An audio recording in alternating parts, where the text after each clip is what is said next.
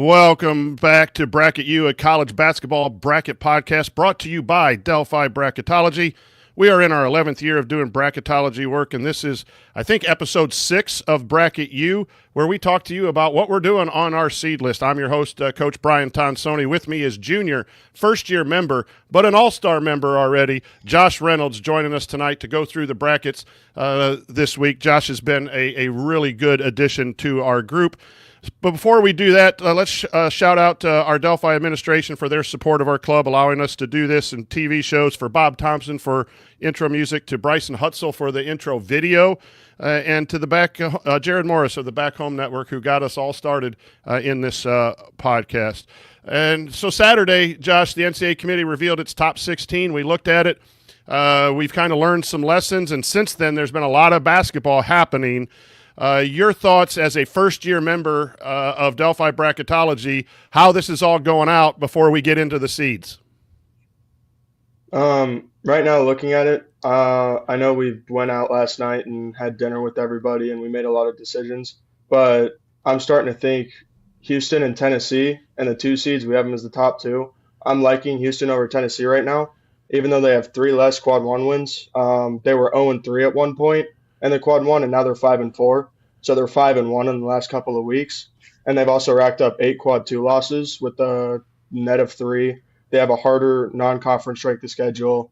And yeah, I mean, I think we should move them up.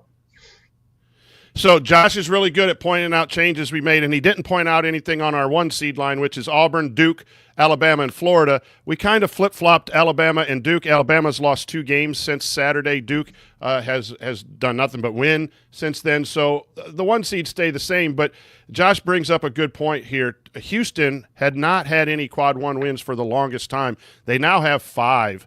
5-4, and Tennessee is just right above them. That's a decision that we'll have to make. I think Tennessee, Houston are the 2 teams that could push for a 1 seed.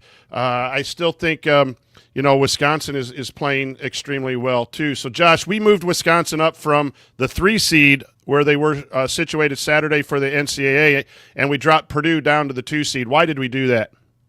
Yeah, I mean, just overall the records, and then with Wisconsin beating Purdue and Purdue losing 2 straight. I mean, they lost to 2 really good teams, one being Wisconsin, but Wisconsin's just won out since then. So, I mean, that's basically it. Purdue's also 6-8 in quad 1, and Wisconsin's 8-5, so that's a big difference. And we, 93% of the teams that are mentioned in the Saturday review of the top 16 stay in the top 16 despite losses. If you're a top 2 team like Purdue was, Wisconsin was a 3 seed, you're going to have to lose a lot of games in a row to fall out of this top 4 seed. So Purdue losing 2 and Wisconsin winning 2, that comparison basically switched those 2 teams on the 2 and the 3 seed line from what the NCAA committee has done. We have Texas A&M, Iowa State on the cut line. You could go either way with that. We've had some discussion about Iowa State being up on the 2 line for Texas A&M. Right now, we're going to keep it the same. And we were talking at dinner last night. We had our group together, and then we met again today. We want to be very careful of overreacting to just 1 game at this point in the season. Many things have to happen in order for teams to move. So when you see a team win or lose tonight or Friday or Saturday, it doesn't mean to automatically they have to move up or move down. We have to be careful of that because the resume is 31 games plus whatever games you have in the conference tourney. There have been 25. Some teams have played 26 teams already. Those games don't get washed away by the most recent game. So while Purdue's lost 2, I do think they drop because they've lost 2 and someone else has won 2. If Purdue had just lost 2 and other people had lost, I don't think we move them down that far. And here's another example, Kentucky and Arizona. Josh, you've talked about Arizona and Kentucky and Purdue being ranked. They're really close. We decided for now to keep Kentucky ahead of Arizona, ahead of Texas Tech, because a lot of those teams have won and lost since Saturday's reveal. But your thought on this 3 seed line, Purdue, Kentucky, Arizona? Yeah, I mean, I like them all. They're all playing really good basketball now. Obviously, Purdue lost their last 2, but before that, they were winning a lot. I personally think, looking at it right now, it should go Arizona, Kentucky, then Purdue, just because even though Purdue did lose their last two, and yes, they are 8-0 in quad two, they still don't have a winning record in quad one, while Kentucky and Arizona have two more wins. And just strength of schedule, it's all pretty even. And then Arizona and Kentucky both have higher nets. Away games, Arizona is the best by far. So, I mean, looking at it now, I'd go Arizona, Purdue, then Kentucky. So that's something we're going to keep an eye on. And sometimes when a student like Josh will make a suggestion, we'll dive in and we'll make the change. Sometimes we will say, as I've told Josh in this situation, I like that change, but let's watch a few more games.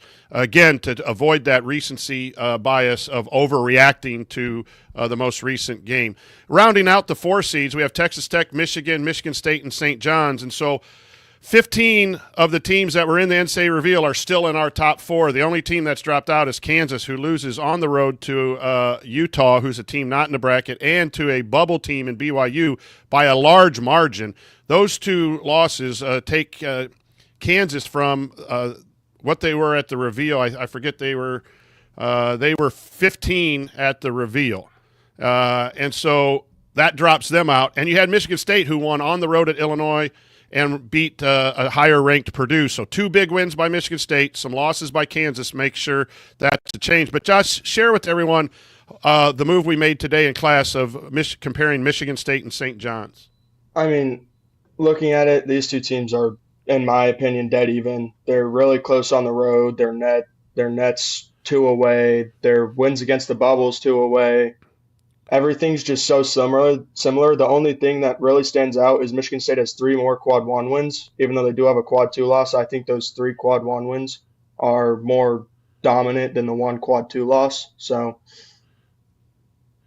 So you're listening to Bracket U from Delphi Bracketology. Josh Reynolds, Brian Tonsoni here. We're taking you through our seed list and talking about some changes that have been made since Saturday's NCAA reveal. The NCAA committee did not reveal the next set of seeds, but that's where we kept them, where we had them, and now we're making some adjustments. There's a team that's really hot that's atop our 5 seed line, those Missouri Tigers. Talk about what we think about Missouri. I personally think Missouri's a really good team. Right now, I'm thinking they should be in the top 5. I don't know who we drop out of the 4 between Michigan, Michigan State, and St. John's, but I think in our next meeting, we should definitely dive deeper into Missouri, especially with their big win over Alabama, scoring 110 points. Yeah, 6-6 in quad 1, 3-0, no losses outside. The only thing that might keep them off of that 4 line in comparison to other teams is their road record of 3-4 and their non-conference strength of schedule 221. But boy, they're knocking on the door to get a top 4 seed. The other 5 seeds: Marquette, Mississippi State, Ole Miss. Mississippi State had a key win against Texas A&M. They have moved up quite a bit for us. The others are just standing kind of where they have been. We get to the 6th seed line, and it's been really tough. Josh was key at dinner last night in moving Louisville up. So share with our listeners why Louisville, who was a 7, got moved up last night to the 6th seed line.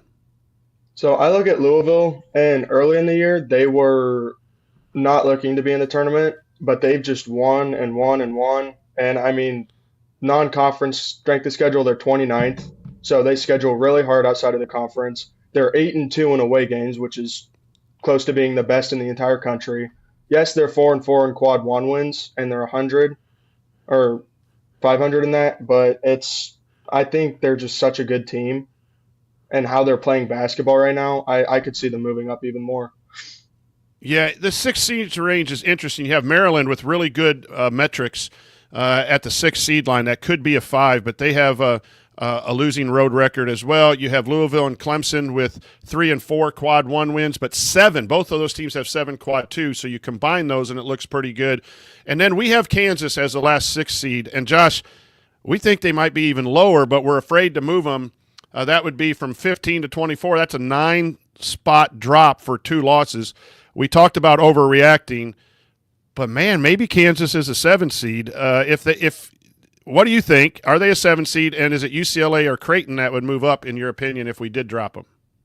I think I think UCLA should be above them, but I say we wait till they play their next game. And if that's a close game or a loss, then I say we move UCLA above them because UCLA has a tough game soon. I don't remember who, but they play someone, and then they also play Ohio State, who my They thoughts got about Purdue them and the coming Ohio up as State well. thing. Purdue, yeah. I think they But got I mean, I Purdue think if coming up. UCLA wins those, I think if UCLA wins those two games, they definitely jump Kansas, and I think they could even jump up to the 5 seed line because they're a Here, really here, hot team right now. I'm glad you said that. Here's the reason UCLA lost to Minnesota. Kansas lost to Utah, and Kansas was ahead of UCLA in the reveal because UCLA wasn't even mentioned. So while those are disappointing losses for Kansas, and we do believe they need to drop, we're very careful in dropping them too far. A 4 seed to a 6 seed is a huge jump, but those losses were really bad. And the teams that moved ahead, Clemson, Louisville, Maryland, Ole Miss, Mississippi State, those teams have maintained their record for the most part. Kansas at 5-7 in quad 1 and 3-2 in quad 2. That doesn't compare to Clemson, Louisville, Maryland, if you're really honest about it. So while we're careful about overreacting, we did think that this drop of Purdue earlier and Kansas from the results on Saturday. So Kansas is the only team that was in the NCAA reveal that has lost that spot. Going to our 7 seeds, we've mentioned UCLA, Creighton, Illinois, Memphis, and then we got a problem with St. Mary's being the top 8 seed. Those are 5 teams that they've had some injuries. They've had illness. Illinois has had illness. And yet Memphis has won a lot of non-conference games, but their conference is so weak. Hard to rank these teams on the 7 seed line. Would you agree, Josh? I agree, and just with Memphis's net being so low and them playing, not to be frank, but many quad 3 and 2 teams, they played them very close and they've lost games they should have won. I like St. Mary's more than them right now, but I'm completely fine with waiting and seeing how the next game goes with St. Mary's playing Gonzaga, who is my biggest question mark in the entire tournament right now. St. Mary's beats Gonzaga. I think it's an automatic 7. And then you got Illinois is going to play Duke, and that's a likely loss. So you're looking at Illinois, Memphis, who can move down, Oregon, and St. Mary's, and UConn, who's been up and down. So you're going to see some movement, I think, between the 7 and 8 seed line. And so our 8 seeds are St. Mary's, Oregon, UConn, and New Mexico. Some of those teams have taken losses at the bottom. Connecticut split a couple games. New Mexico just lost to Boise State. But those are your top 8 seeds. Once again, you're listening to the Bracket U with Josh Reynolds and Brian Tonsoni. We do have a couple people live. If you want to put a question in the chat about your team or anything that we've mentioned, or if you do bracketology and want to ask us a question, post it in the chat. We will answer that as soon as we see it pop up. So that's our top 8. We're going to go through 3 more, including the bubble, and then we will end our show. But let's talk a little bit about what we did last night, Josh. We started at the bubble, the teams that were out, and put them in order. We had a really good discussion there, and then we moved up from 11 seed to the 1 seed. What is your most important criteria as a first-year bracketologist? What do you look at, and what have you learned that has helped you make these evaluations over the last 2 months? I think obviously quad 1 wins and losses are the most important, but also you have to look at their whole resume together because a quad 1 loss to Alabama at Alabama is a lot better of a loss than a quad 1 loss to VCU at VCU. And so it's just quad 1 is super important, but also quad 2 wins, adding those together is important. I think overall just the whole criteria of net, non-conference schedule, away schedule, all that stuff, I think it's all very important. So we have a question, Josh, and this is the fun part. J.K. Kelly 2 asks, how many more wins guarantees Auburn the number 1 overall seed? I'm pulling up their schedule right now. They have Georgia at home, Ole Miss at home, at Kentucky, at Texas A&M, and another round with Alabama. I would say, they are so far ahead for me right now. When we look at our spreadsheet, 14-2 in quad 1. Duke is the second team at 5-3. They have 9 more quad 1 wins. They could lose out and still have more wins than Duke because Duke's not going to get quad 1s. Alabama, I think, is the team that you would be concerned with, especially with playing Alabama at the end. If Alabama wins out and has 4 or 5 games and they get to 10, 11 quad 1 wins, and Auburn loses 2 or 3, including the game at Alabama, that's maybe the only way that I see Auburn not being the number 1 overall seed. Josh, your thoughts on that? I think they're just head over heels the best team and the best resume. Your thoughts? I completely agree with you. I think if they beat Alabama or Georgia, they will guaranteed get the 1 spot just because Georgia is not in the tournament right now. I know if Georgia goes on a run, then they easily could be, but that would be a pretty bad loss for Avoiding a Auburn. bad loss. Yeah, Yeah. avoiding a bad loss. Good point. Yeah, we think I don't know. I mean, I can't guarantee they're number 1 if they lose out because that would be 5 losses in a row. And they have 4 really good games: Ole Miss, Kentucky, Texas A&M, and those are all quad 1 games. If you beat Georgia and split those 2, I think it's an automatic number 1. Anything better than that, number 1 seed. Thanks for the question. If you have any more, keep firing away. We'll be glad to answer. So now let's go to our 9 seeds. And these are the 8 and 9 seeds are tough because they're traditionally good programs that you think are winning. Gonzaga, Baylor, Utah State, Nebraska holding on, even getting beat last night pretty bad by Penn State. Those are our 9 seeds. Josh, you look at a team like Gonzaga, they have a great net, 10. They have a great non-conference schedule, 26. They're 6-2 on the road. But they're not very good anywhere else. What are your thoughts on Gonzaga? I mean, the biggest question about Gonzaga is kind of the same questions we had about Houston. Houston, who earlier in the season was 0-3 in quad 1, now 5-4. Gonzaga's 2-5 in quad 1 and 4-2 in quad 2. I mean, for a team of that caliber being in the 10 seed, 10 net, that's not very good. So I don't know. I think, again, if Gonzaga beats St. Mary's, who we have as a 7 seed, I think they'll take a big jump from that because that'll be another quad 1 win. So you have mentioned before this wins against bubble. It's a new metric. It's supposed to measure teams against what the average bubble team is. So the better your WAB is, WAB, you're more likely to be selected. Even all of the mathematicians of all 6 metrics said, use this WAB. It's good. They told the committee. So it'll be really interesting to see that. Gonzaga right now, trying to find them, they're 46. They're like right on the cut line because we basically seed to 46. And then there's 32 teams below that are going to be automatic, not 32, 46, 68, 22 teams that are 1 bid leagues beneath that. So we just seed out to 46. Well, if Gonzaga in that wins above bubble is what you're supposed to pick, they are right on the cut line, let alone at the 9 seed line. I think Gonzaga has a chance, Josh, to get up to a 7. If they beat St. Mary's, they win out. They make a run and win the championship of their conference, pick up some other good wins. I think with the 7, the back end of the 7 to 8 seed line being somewhat suspect, I think you can see Gonzaga get a little bit better to where their net would be. And then we get to the 10 seed lines. These are all teams that are on the bubble. The 10 seeds are a little bit safer. They have 4 or 5 quad 1 wins. BYU has 3. They have some good wins and some good schedules. San Diego State, Ohio State, Texas, and BYU. Josh, you're a Buckeye fan. Your thoughts here about the 10 seed line?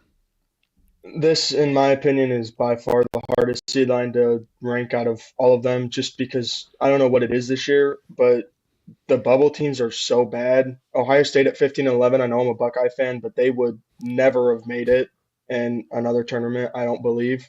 I mean, the 29 net helps them a lot. It's kind of the same situation with Texas and BYU. They both have higher nets, even though they're not very great in quad 1 or even quad 2. So yeah, this is an interesting seed line. I've gone back and forth. I've had every team above every other team. I've had Texas the top 10 seed. I've had Ohio State the top 10 seed. You look at quality wins. Texas has some nice wins. BYU just blows out Kansas. I think these teams are relatively safe. They can't go on a 2 or 3 game losing streak, especially Texas and Ohio State, which are 15-11 and 16-10.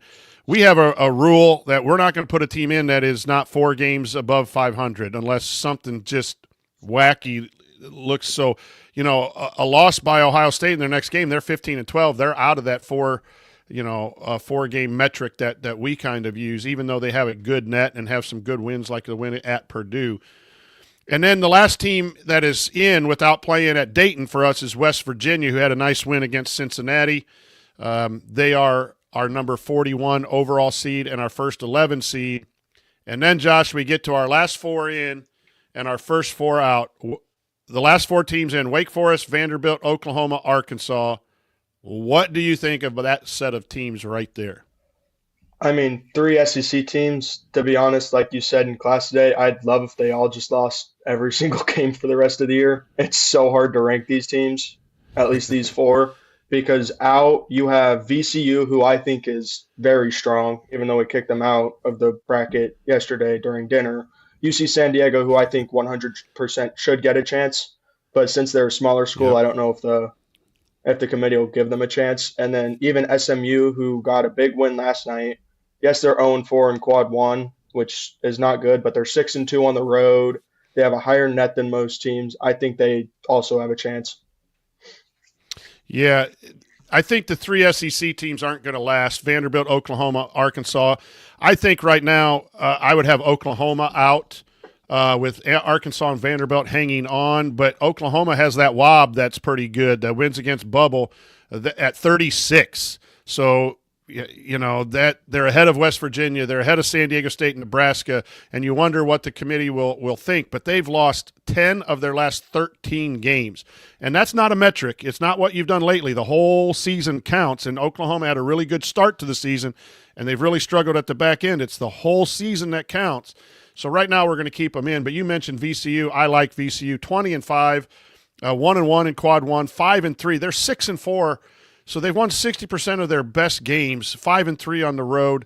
UC San Diego, SMU, same kind of situation. They don't have the opportunities, but they've won a few games against their better opponents. SMU struggling. They don't have a win yet in quad one. And then you got a couple of biggies. You got Georgia, North Carolina, Xavier, Indiana that are barely hanging on with minimal resumes. Those are the teams that we're looking at for our bubble, and it's really kind of ugly. So let's go. We got some good questions here to kind of as we wrap up our show. First of all, Paul Smith, VCU needs to be considered. Yeah, we had VCU in and out last night at dinner. We decided to keep them as the first team out for right now. The game against George Mason this weekend, if they beat George Mason, they could be the automatic. Obviously, if they win their conference, they're going to be in. The question is George Mason or VCU, whoever loses that, if they get to the championship game. I'm a big VCU Ram fan, but we try to keep our fandoms out of it a little bit. But yes, so VCU is definitely considered, and some people have them in. Maybe we should even have them in. Your thoughts, Josh, share for Paul on VCU. I mean, obviously the game this weekend for VCU against George Mason, very important because George Mason is above VCU in conference play by one game. And if VCU beats them, then they'll have the tiebreaker. So they'll be projected to win the whatever conference they're in. I don't remember what it is. Yep. But and I mean, looking at George Mason's record and their resume right now, I still think even if VCU beats them and wins the conference, I think they still should be in. Yep. Another question from J.K. Kelly, too. What double-digit seed makes a run this year? And then, J.K., I'm going to take that to middle seed, and then which top seed might fail early, and just get our opinions here. We usually have a last call question. We're going to give that to you for being here and participating. But our last call question is in three parts, and we'll start with this, Josh. Which double-digit seed, 10, 11, 12, makes a run this year? Your best guess. I don't know.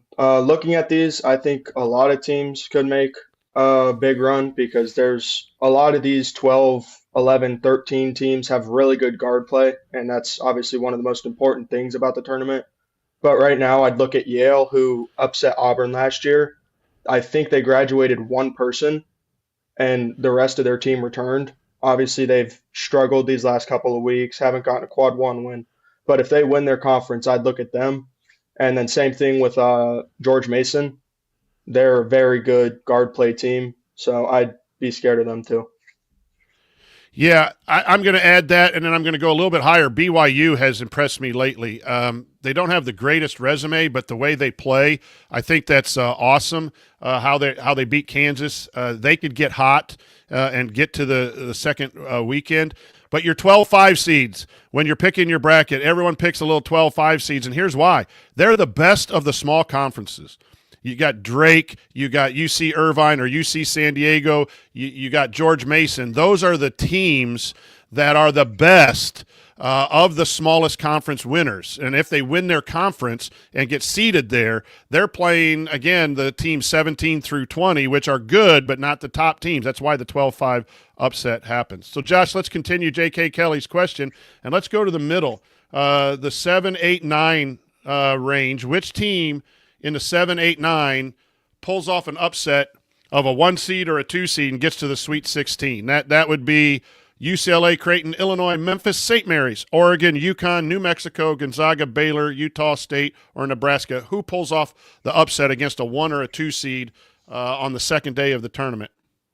I'm looking at 3 teams right now. UCLA obviously take away the loss to Minnesota, and they are one of, if not the hottest team in the country. Oregon, I know they've been down lately and they haven't played very good basketball, but they were ranked 9th at one point and they have the talent. So I think they could make a run. And then Gonzaga, obviously the biggest question mark for me. I think they could lose first round, or I think they could make the Elite Eight, maybe even the Final Four. If you want to win your bracket pool this year, pick one of these teams. You got to pick the right one, but I think that the tournament 1 through 9 is loaded this year. Absolutely loaded. So you got your first round games, and then your second round games, 1-8, 2-7. Those aren't cupcakes. You're going to see. I think you're going to see some upsets. Josh and I were talking about this today. I think there's going to be some upsets. UConn has been hurt and up and down, and the two rings Baldy by their coach. He's getting a lot of negativity there. But UConn is still a really good team and coached really well, coming off 2 championships. They win a 9-8 game and have to play a number 1 seed. That could be very interesting. For me, at the 7 seed line for us right now is Illinois. I have not seen a team that has been more decimated with injuries and illness, like long-term illness, like mono and flu and multiple players. Illinois hasn't been whole for 4 weeks, and they've absorbed a lot of losses and will absorb another loss probably to Duke.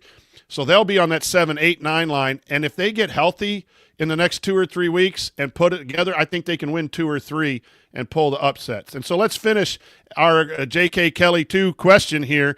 Which of the top 4 seeds do not make it to the Sweet 16? Who are your top 16 teams right now that are going to get upset the first week of the tournament, Josh? I say Michigan. Heavy on Michigan because you're Ohio State guy, dude. Yeah, but they turn the ball over more than any team in the country.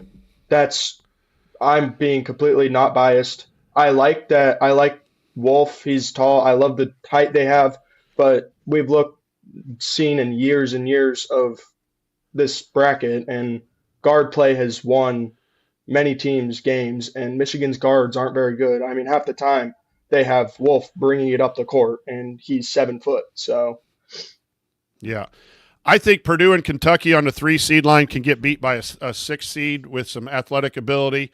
That's a Louisville, Clemson, Kansas playing those teams. And Michigan State has some suspect outside shooting at the 4 seed line. So you get a Missouri who just beat Alabama, Marquette who has been a 2 seed for us. Again, I believe the top 9 seeds are really talented. That's 36 teams are really top talent. So, Josh, there you go. Your first time on the live stream. How did you like it? It was fun. I liked it a lot. So let me brag about Josh a little bit. Josh is a first year at Delphi, and he's joined our bracketology club, and he has a lot of confidence.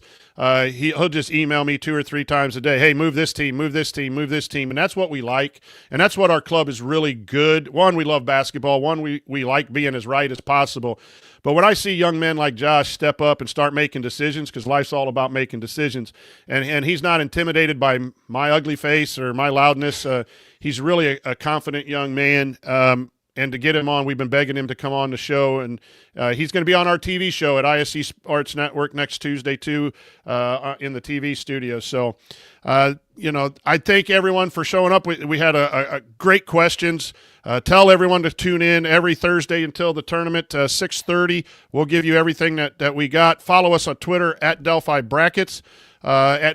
Check out our webpage. We have some articles when we go to games. We'll be at the IU Purdue game on Sunday. 3 of us will be at that game on Sunday covering it. We put out post-game shows, seed lists on a regular basis, usually Tuesday and Friday, brackets at least Friday, if not Tuesday and Friday with matchups. All of that is there on our webpage. So for Josh, I'm Coach Tonsoni. We appreciate you watching, and happy hoops watching.